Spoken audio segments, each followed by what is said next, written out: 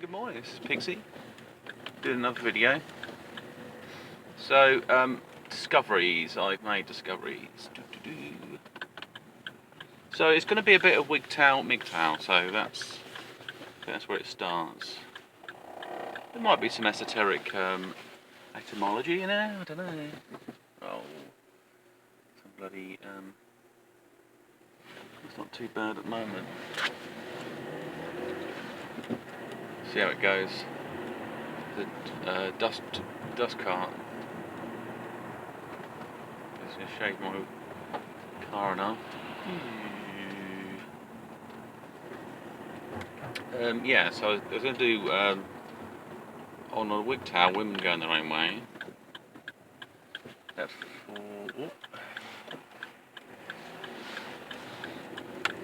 For men, we all sort of have this prototype that we follow. So if you're born male, you're born female, you'll most likely have a certain prototype which has its like a template it for your functioning skills as a human being, I guess.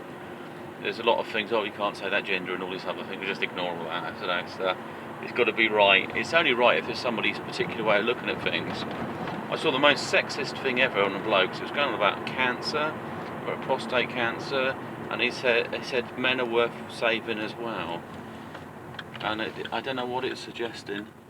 Suggesting to women that it's okay to save men because they are worth it. That's what it basically said. It was just stupid the way it was put across. I didn't like it anyway.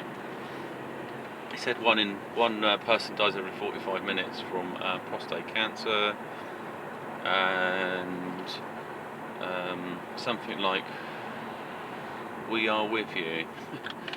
So it's a very divided poster. So it's not men that are with men because of the wording of it. So I don't know why. You know, it's nice that women want to save men, but I think throwing money at prostate cancer, it's your food, your habits, your behaviour, your body's health. You know, cutting bits out of you, doesn't necessarily resolve anything. So it's a long-term strategy, and to look after yourself. So going back to the WGTOW and men will have some type of autism. I was talking to this bloke in the past, and he pretty much said that men would come under an autistic spectrum at some level, and as a result they have going to have certain behaviour traits that are going to stand out from a female who doesn't have autism or isn't on the autistic spectrum. However, she might have other things being on a more hormonal spectrum of reasoning and rather than logic. So I mean, it's not that a woman doesn't use logic or that a man doesn't use reasoning, but that's because they're on a spectrum. One's more adept at using it than the other, basically. And as a result, it comes with certain strengths and certain weaknesses. With the autistic, OCD, they like to be in control at a level. They want to be everything have a certain order to it. They may have interests, so you can lock down on interests. This is why the route to a man's stomach is food, because you're keying into something that he very much considers important. While you could use it for women as a bit of a social tool, to be honest.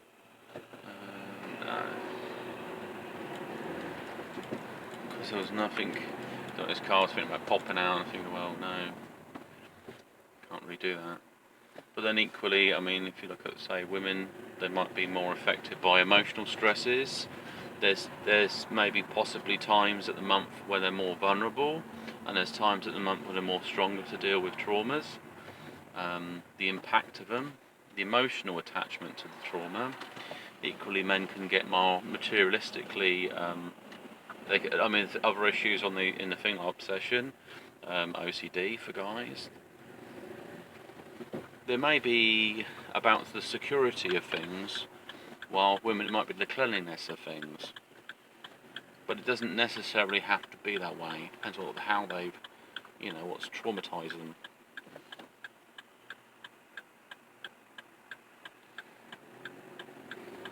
And also the recovery, and also the support somebody receives, they might assume that this is the solution to the thing, to the problem. So with that in mind, I mean, so I guess for the MGTOW, there's more receptive times if you want to build a relationship, and what type of relationship you want with a woman. For a man, equally, he might be switched off and focus on his interests. When he drops off the interest, or you can engage with the interest, then you can not necessarily manipulate the man, but you can obviously draw his attention, and his interest will be in you, because he can associate you with his interest. His sort of his first love might have a material love. Actually, he might have a love of things. Do women have material love? Yeah, I mean, definitely for things that they attaches to themselves, image like jewellery, could be makeup, things that improve themselves socially are definitely a big power base. For guys, it's resourcefulness, so you might have something, like owning a car's got a lot of power. You can do a lot with it, take it out and do stuff. Socially, it's got a lot of advantages. And also, that generates certain weaknesses as well within the male herd. A person who can't drive, a person who can't do DIY, they become less skilled. But if for a man he wants to see certain skill sets in a woman, and she doesn't possess them, then she becomes lower down the scale. So it's quite important what you're putting out, what you're attracting, and how you attract. So if you're looking to pull in a certain type of person, the type of law that you're pulling in, it depends what type of relationship. If it's driven by interest, it can lead to a friendship. If there's got to be some kind of chemistry there. I mean, it's just like the icing on the cake, really. You're into the same stuff and you like each other. But if you try to create this thing where it's based on interest to attraction, that might not work, and you might just have a relationship with a person that does. Well, it's not really passionate, put it that way. It may be what some people are looking for. I mean, I remember my mum telling me a story about this couple got together. The guy found out that he was gay, so he was more interested in got on very well with her, but there's no chemistry, relationship chemistry there. So they went there, split their ways, but they kept in touch. They went off and had relationships and so on. But when they got older, and they wasn't interested in this sort of sexual relationship, they got back together again and got remarried, I think. Because they got on really well with each other. I just wanted to make sure they had some sort of security. Now you've got things like civil partnerships and other things, and you can have maybe the polygamy type relationships may come into the and also civil partnerships. You might have a look at triogamy, where possibly 3 people get married and everyone gets married to each other. So it's a much more complicated dynamics. And then you'd have to figure out, for instance, so you've got 2 people together, or it might be some type of civil partnership that's got polygamy. So you might be kind of like a signed-up partner. Where somebody. Maybe there's a lesbian couple, and they've had a friend they've had forever, and they want children, but they think he'd be the best father for it. They're close to him, but they're not romantically interested necessarily. He may form into some sort of marriage between all of them, because to protect his children, because something could happen to one of the women. They could split up. One could say, well, I'm taking my child, he's got nothing to do with it. But if you've got some form of marriage between the two, or unity, he has to pay, crumbs, the credits, child credits. Yeah, we've got to do a slow down, car. All this car beeping like mad. Into what happens when you go the wrong side of the road. Maybe listen to my talk, who knows. So there's different dynamics there, yeah, and different weaknesses. And I guess for the WGTOW, I mean, if you understand the man, and if he's a person that hasn't treated you necessarily well, then you realise he's going to have certain OCD type autistic traits and things, Like he's not gonna like to deal with a crowd of people necessarily. If you listen to how men communicate, they're probably picking out. They're probably sort of they're not saying a lot particularly, and it seems to be very focused about what they have picked up on. So it's intense, but it's more short bursts than a sort of a wide spectrum of information, because it probably tires them out.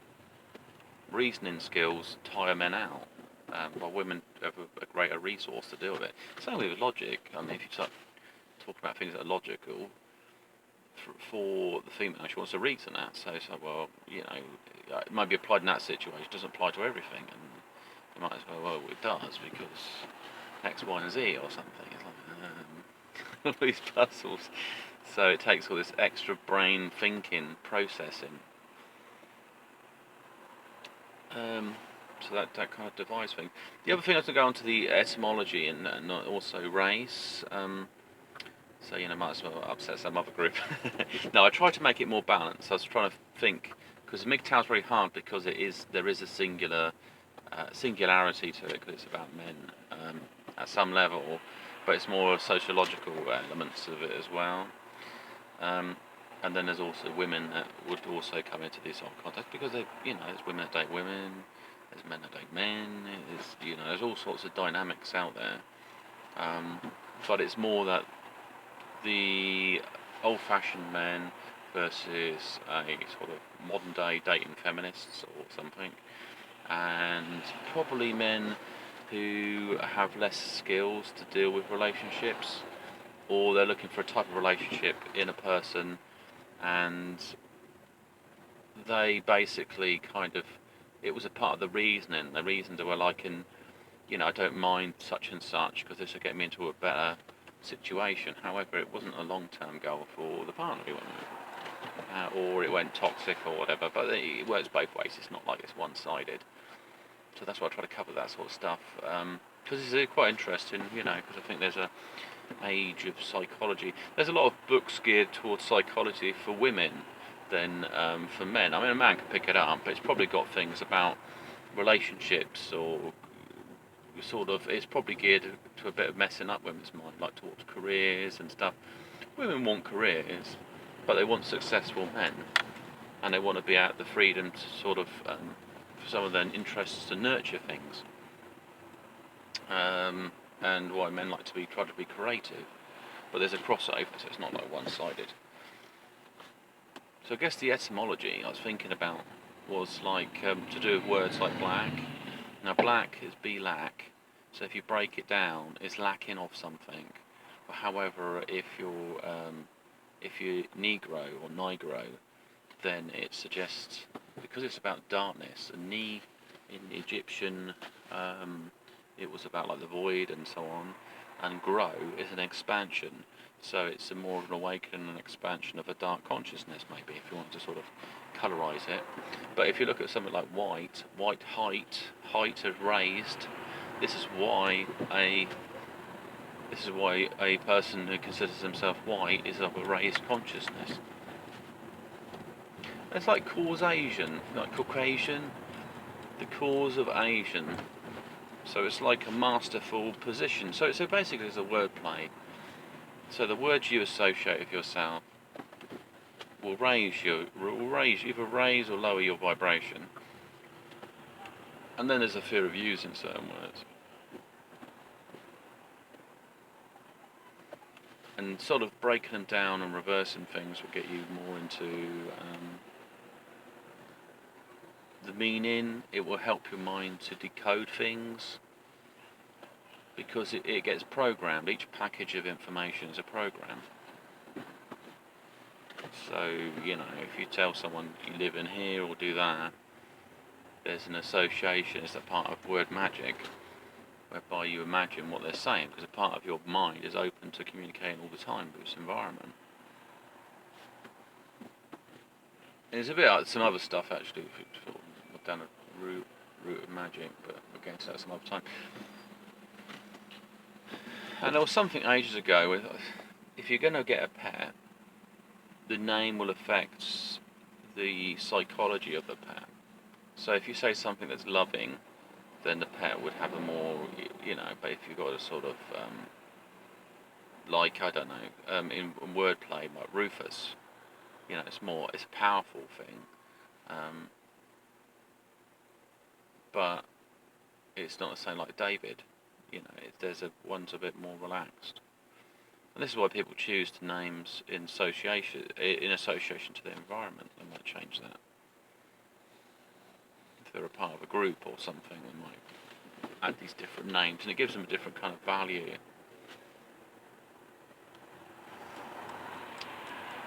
And has it all been geared up? I mean, think about this stuff to do with the Illuminati, language. There was stuff I was watching about legalese, and how some language can belittle you without realising. Like someone says, "Do you understand?" Understand. Under a point of there. So it's just a kind of, that's what we really ought to do, just to play with them words, to look at them, to think about things. There's a lot of information out there. Some of it is sort of like, okay, I don't know if I believe that. Like I was hitting stuff back on flat Earth. And there might be stuff in the Bible, but I don't really know about that. Basically, nothing moves. But then it's celestial mechanics. Understand that? And also, if you live in a hologram, or a holy gram, or a holy G-ram, then, if they wanted to play around that far, or if it's hollow, or it's empty, so it's a whole complicated. Yeah, well, I guess holograms are empty, aren't they? They're packages of energy. So flat and round doesn't really matter. It's a projection of consciousness in a package of energy. There was something about time and flux, yes, matter. So I'm starting to draw something in a bit now. So, sort of like channel things spiritually. So the way a clock ticks is that when the hand moves, it's in a kind of phase, out of phase. And I guess when it clicks to a stop, it's in what they call a phase lock, and all matter and energies fluctuate in different frequencies.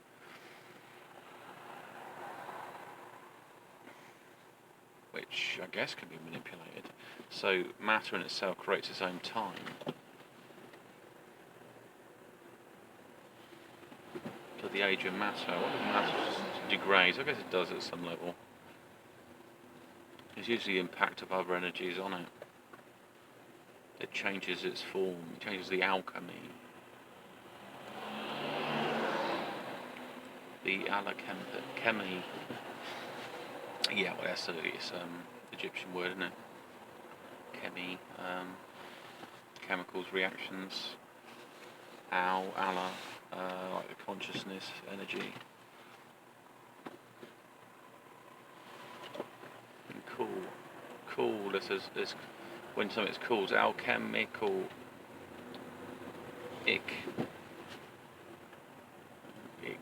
cool. Something's called, it's created. Everything's created by the word of God. That kind of thinking. But some of it you can over process it. You can just start adding values to things.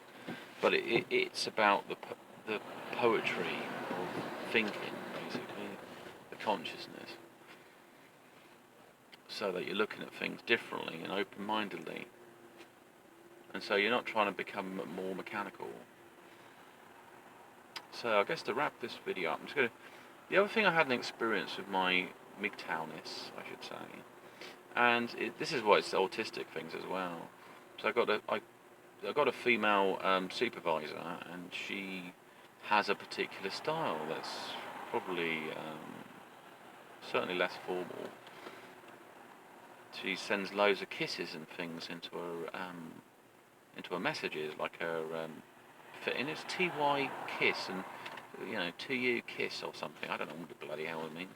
It's like writing text language. I don't know if I don't use the language, and I don't know the meaning of what she's doing there. It's just her kind of style, but it's starting to creep me out slightly. So where you should have commas, you've got X's in there and things like that. So it's kind of mixed. The only thing is I can't measure that. So taking a male view logically, how she responds to other people, and then I can measure it from there. You know, does she have a thing for me? Does she not? I don't want to get involved with that. But subconsciously I'm aware that it's affection. That's what it is. So logically it's like coming on to me. It's like it's hugging. I'm not into all this hugging stuff. I like hugs. But I don't do these fake hugs that go around hugging people. It has to have meaning. I can't pretend to care about people. I either do or I don't. That's that.